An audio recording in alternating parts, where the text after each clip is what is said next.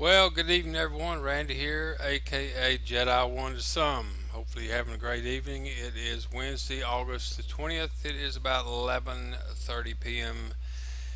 Central Standard Time in the deep piney woods of East Texas. I just want to point out some things for those that listen to this and follow or enjoy this, whatever. It's getting back to where this is really going to be a digital diary, just like I did at Blog Talk, and because it's important to me to keep track of all this. There's a lot going on. I have become a very close follower of Coast to Coast AM at $6.95 a month for Insider, and you can listen to these shows at your when time makes it available uh, to be able to do so. The last 3 nights have been absolutely well. If you're interested in things to the likes of technology and the advancing rate of technology, this is amazing. Uh, Dr. Charles Sheeps, I can click on this here and let you take a look. It is the way that technology is moving along. And if you follow Eric Schiffner in the robotics and what have you, it is only if you're following it would anyone be even remotely aware of the mind-boggling advancements they have in technology, robotics, and the likes thereof. It is not so far away, and they speak of long term, these people, at the end of the year kind of thing, because of Moore's law. That's the exponential growth, or if you make a whole bunch of something, then that's going to cause a whole bunch more to be made because of that, and that process continues. In technology, they call that Moore's law. And it is, I mean, where does it merge? I mean, there comes a point to where we are we are creating machines and technology to par, and that's called singularity. And where to from there? And we're not too terribly far away in certain areas to singularity. That means machine is par with the computing power of we, upright Homo sapiens sapiens, with this funny wrapper instead of a metal wrapper, with emotion and a connection to the source, the matrix, God, as we refer to. And there isn't any longer a need to hold back on some of these things any longer. I deal in and try to deal in realistic terms based on the information that I received and how I feel about that information and how it makes me emotionally charged, be it negative or otherwise, which causes a feeling, and that feeling is what causes all of us to take action. When you get down to where you've analyzed things that closely, these things are starting to make a whole lot of sense. And never did I ever think that I'd study something along with what Rupert Sheldrake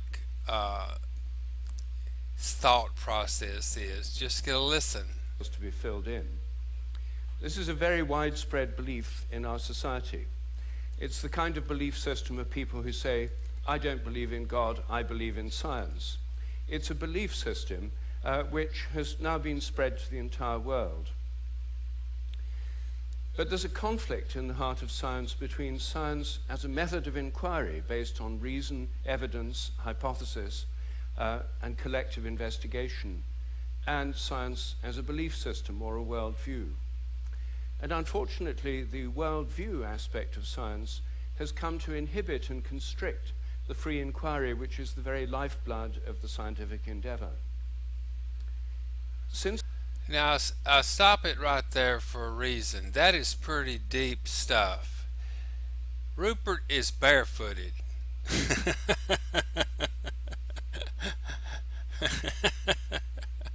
Okay? But he has a vast audience of people out there listening to him. Let me see if I can get a shot of him, maybe. I gotta play it, I guess. Falls to earth because it's obeying a law, Yeah. makes it overrated. They only account for the proteins that I the don't guess it's organism going can to make, show, not but the this shape is or the this is form or on the behavior. TED. Every species has. Rupert's barefooted. Okay, moving right along. Dean Radin, which many know that I have a very strong affinity to cyclical things and randomness, and Dean Radin has his thoughts. New reality. Can you explain what the new reality refers to? The new reality here refers to the fabric of reality as seen by modern physics. And I call it new because, in a sense, it is referring to the old reality, which is common sense. Now, common sense, of course, has changed over the years, but most people have a kind of gut feeling about what they mean by a common sense reality. What they mean is that it appears as though objects are separate in both space and time. We don't find objects somehow coexisting in the same location. And so there is Dean Radin's thought process. We have the likes of David Icke and our one of the greats that just left us. His thought process, that was I believe it was Wilder. I believe his name was David Wilder. And then David Wilcox. And a real mainstay that I like to listen to a lot is Gregg Braden. He is so, I harmonize with him a lot. And see if you do. There's something about this clip that I want you to listen to. And it's going to be one of those things that we all have to face, is that the very things that we have studied and we've held sacred, we might not have got the whole story. Listen to Gregg Braden. It's the feeling.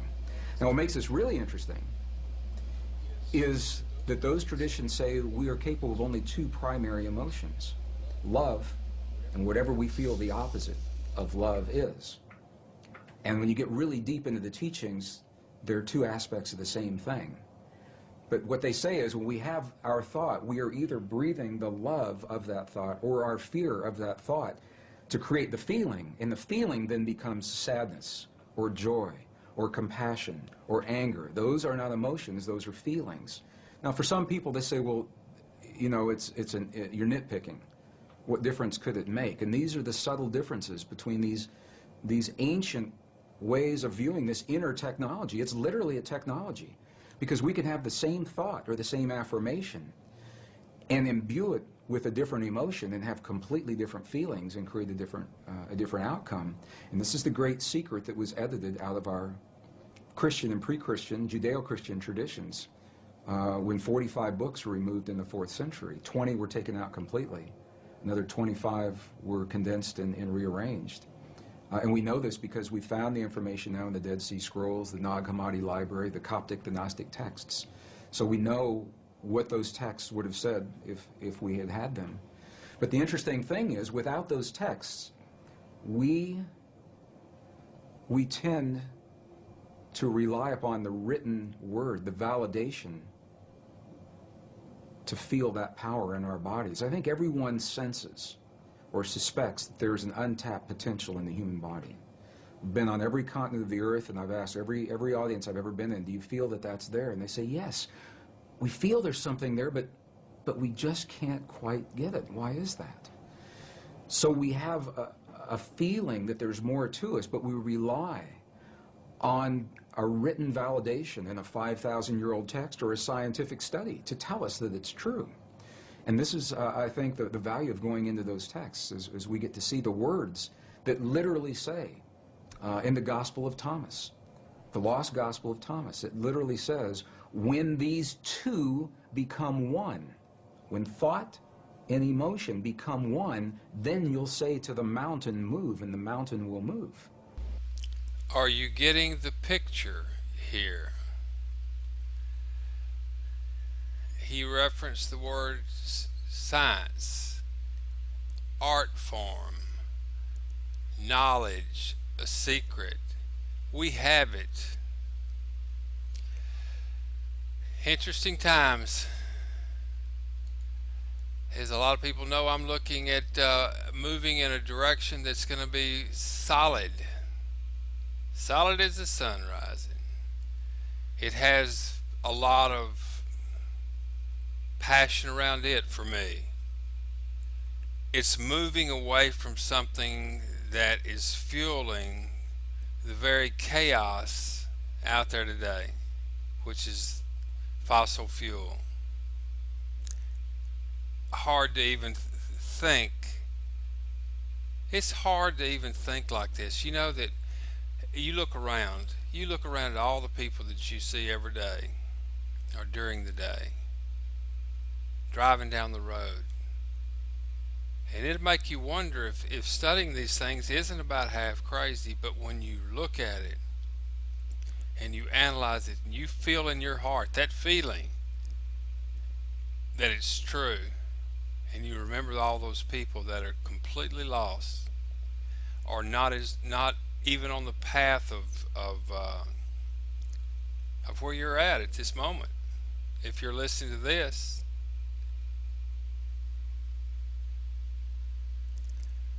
so how do you change things? You get involved with something that will change things, moving away from fossil fuels and getting the world independent from the stranglehold of energy. This is one way. So I found a real interest in this. Look at this. 100% of the U.S. capacity in July from renewable sources like solar, wind, and what have you. 100% of the new energy was created and introduced by renewable sources, sun, wind, solar. We're starting to think about solar a lot. Solar cell production lines upgrades drive higher PV performance. That's how much you can pull out of and convert DC to AC, AC to DC. This I've started learning terms here. Is that DG is directive generation, and that means pushing back to the grid. Directive generation, pushing your power back to the grid with what's called meter. I believe it's called, I was just reading about it, the net meters. Very, very, very excited about solar. As many know that I'm getting in a big way in this solar. There's opportunity for my friends and those that want to learn to find yourself one of those positions that I've talked about a lot. This will be an emerging industry that those that are involved in some fashion or way will be immune or at least stave off the automation that's coming, that's going to take many jobs. And if you are over the halfway mark, or what you think's the halfway mark, or if you see that you could lose your job in the future for whatever reason because of technology related advancements, this is something that you need to take a look at because it's emerging. That's one of the main driving forces for me looking at it and seeing if it has if it has enough about it that will keep me focused and interested and excited about it, and it does, because it's in its infancy. So anybody interested in this, that listens to this and watches these things, feel free to get in touch with me, randym0123 at gmail.com, and going to be launching this little program we'll be doing here real soon. There was something else I was going to show, but I guess that's about it. This was powerful here, and I commend him. I'm listening to right now, matter of fact, you can look at this. I'm listening to last night's show on Coast to Coast about that technology. Listen to this. But who would expect that a socially out-of-the-loop person would have the ability to create a stable, well-balanced artificial mind? If you stop and think let me about back it, that up. the talent. This is pretty interesting stuff because it talks about how we're losing the Einsteins of the world, free thinkers, people that think that you can capture a bubble and cause it to rise in a 33-foot column of water because that's one atmospheric pressure, and you can turn a sprocket at the top that would turn a generator that could power a home. People that think like that. Listen to this. Talents for creating are generally on the edge of sanity. And if you use the most sane people, they often don't use a certain circumstance, and it generates an emotion. What happens to you in the mix is this. Certain enzymes or chemicals are injected into your bloodstream, adrenaline, for instance, and your body responds to that. So your hands sweat, your pulse races. I don't know if y'all just caught that, but we just got what I call a validation.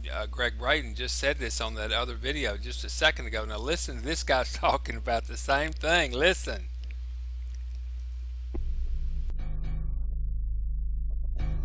And welcome back to Coast. We're with Sir Charles Schulz III. Sir Charles, are we creating any Albert Einsteins or people like that anymore? You know, that's a very good question. You don't seem to see them, do you? No. We seem to have a lack of new creative thinkers, and I'm wondering if it is something in our environment chemically, if it's something in the education system, if it's that people tend to remain to themselves more these days. In the past, when you had somebody of great intellect, they often got into the university system. They went to the colleges, they studied, and they found common threads with other similar minds who had interesting things that they worked on, and they would they'd congeal their ideas, they'd come together with great ideas and work things out. We don't see those sorts of minds anymore, or perhaps they're being taken in by companies, commercial ventures, or government offices. I don't know. But we really don't see the sort of brilliance that we saw in the times past. And that's very worrisome because our greatest achievements and advancements don't come from the big university, the big company, the big factory, the big government project. They come from a brilliant mind working alone or with other brilliant minds, generally in a garage or a basement or on a chalkboard in a university somewhere in the quiet by themselves. It's a really troubling thing that we don't see these super minds anymore. And, no, we really don't, do we? It is very bad. And, people are saying, well, we've got every answer on a computer. We can find it all right here. The problem with that is very simple. The answers you find online, the answers you find on the computer, are things that you didn't reason through. You don't understand the answer. You simply get the answer. And because of this, the way that people think is being changed. This may be a part of our problem. We think differently than our forebears did. They had to sit down, observe things, and experiment and work out the consequences. Today, we simply go, oh, gee, I wonder what the answer to this is, and we look it up. And it comes to us, and we go, oh, okay, and we run away. And 10 minutes later, we've forgotten the answer. So the fundamental skills of thinking, in my opinion, are being lost. They're not being taught. They're not being strengthened. And we're being so distracted with all the media, the noise, and the hype that minds such as we would expect to find are just not emerging. So if we continue to create artificial intelligence to try to make our world a little simpler and maybe a little better, what about emotion in these machines, Sir Charles? I mean, will they lack emotion? Empathy? Absolutely not. Absolutely not. You know what? In fact, I can demonstrate that emotion is very easy to put into a machine. If you were to make a machine that could predict, let's say, what should be next. I have a box of donuts. I have a box of spaghetti. These are all foods. It sees a trend. It sees a pattern, and it knows what to expect next. you have expectations based on your experiences. So if you go outside, you pick a rock up that's been laying in the sun, you know that it's going to be massive, it's going to be hot, it's going to be hard. And if you were to pick that rock up and it was cold and squishy, I think that you can see that we're living in a very well. Here's what the only way I can break this down, and to me this is very logical,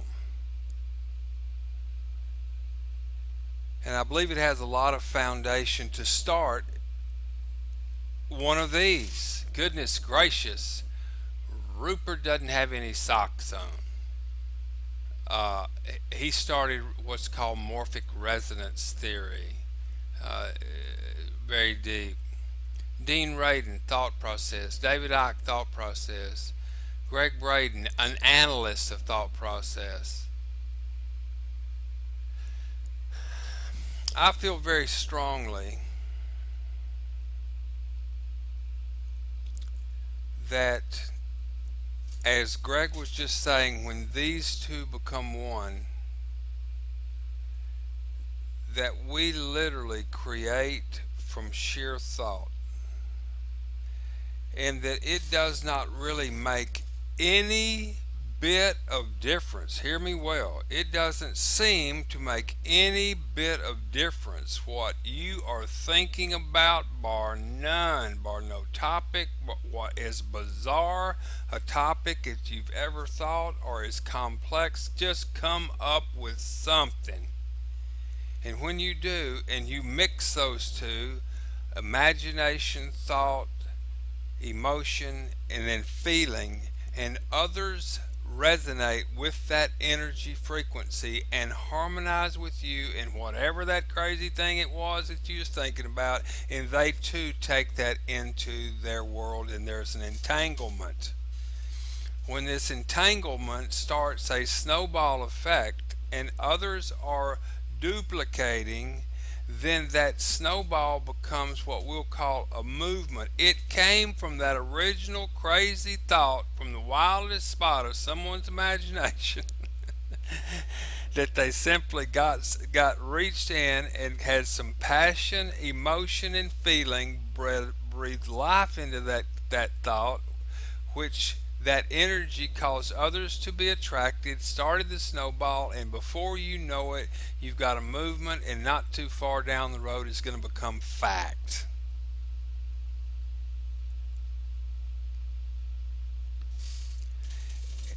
That's the only practical way I can even think of. Rupert doesn't have any socks on, but he's on TED. Very smart individual, very, very smart individual. And so is Dean Radin. And obviously David Icke has got some very David will talk about the lizards, the reptile people. That must be, oh, that's what's his name, Pike, that started the, I believe that's his name, the Masonic deal. That someone started thinking about, the Masonic thing way back when, and before you know it, they got this thing going, and more people thinking about it. It snowballed. Now we look what we're dealing with, and someone else over here done pulled some books out of a script, the Bible, and twisted it all up. Now look what we're dealing with, and everything started from someone had the exciter thought about all this. Period. Bottom line. End of discussion. Someone had to have started. Every single thing that's out here, that is something that's been created and we're dealing with, started with an initial thought somewhere, and then it snowballed. The key is this: what in the world? Now watch this. This will be interesting for you. What if?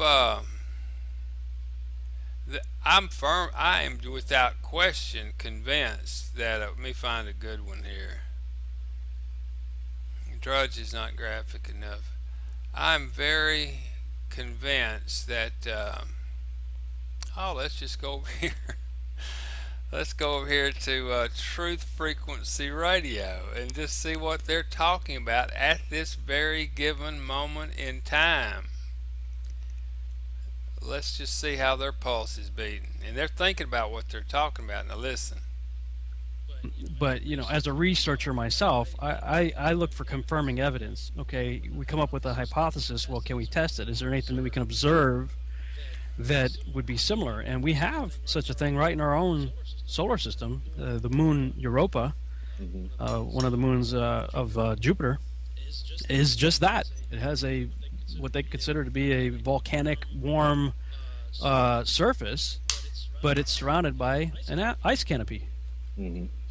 So, I mean, we've got something right here, and interestingly enough, it's kind of like you look at, what was the movie, 2010, the sequel to 2001: A Space Odyssey, and I think it dealt with that, if I remember right. It seems like Europa had something to do with that. Do you remember?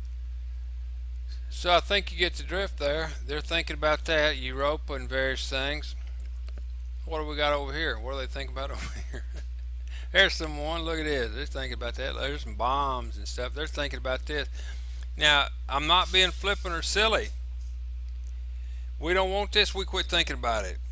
We start our snowball of not wanting this anymore. Just simply, we start the snowball. Obviously, it appears that the efforts and what have you to have a large group of people working together, and we go through this with the foundation of like fit. Look what happened there.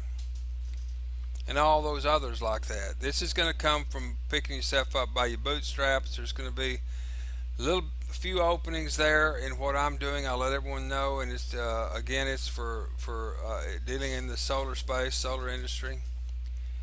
Lots of financial opportunity. There's no question in that. That's something there, but it's going to people. It's coming down to what are you thinking about. And it doesn't need to be fear-based. Think of something good. I will keep everybody posted. There is going to be. Let me preface that too. There's going to be an area of opportunity that will not require a extremely high interaction with other Homo sapiens. In other words, just research. There will be a lot of that. I do believe. And that particular part may even be automated or could be automated, but I may take it manual where there's some people that could do that manually for a revenue stream. We'll see, but everyone knows that those that listen to this, I about had it with trying to lead a horse to water and then watch them sit there and die of thirst. It's Jedi 1, Randy. This is a wrap. Talk to y'all next.